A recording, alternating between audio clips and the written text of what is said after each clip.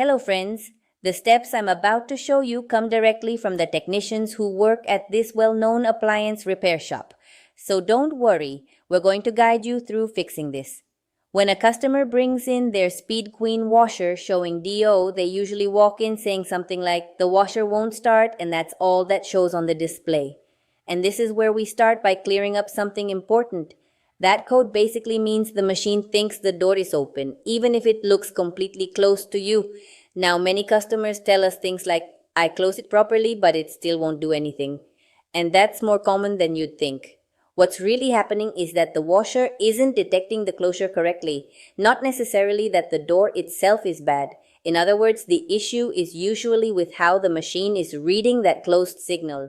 That's why the first thing we do in the shop is check something as simple as how the door or lid is closing. Sometimes it's slightly misaligned or not making full contact. In fact, one technician always says, if you don't hear or feel a solid click, the machine won't start. And as basic as it sounds, many customers fix the problem just by adjusting that. Then, if the error keeps showing up, we move on to a more common culprit, the door switch or lock. We see this all the time in the shop. Some customers tell us, "I had to close it several times before it worked," and that's a clear sign the switch is wearing out.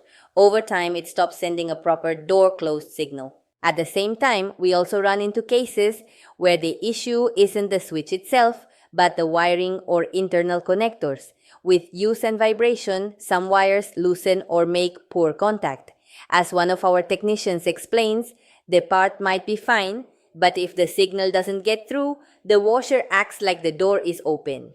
On the other hand, in less common cases, but ones we still see, the DO error can be caused by a problem with the control board. Some customers come in saying, "I already replaced the door lock and it's still the same." And that's when we know the issue might be with the board that interprets the signal. It's not the first thing to check, but it can't be ruled out. Additionally, something we always recommend before getting too deep into repairs is doing a basic reset. Unplugging the washer for a few minutes can reset the electronics and clear temporary errors. More than one customer has told us, "I unplugged it and it started working normally again," which shows that sometimes the issue is only temporary.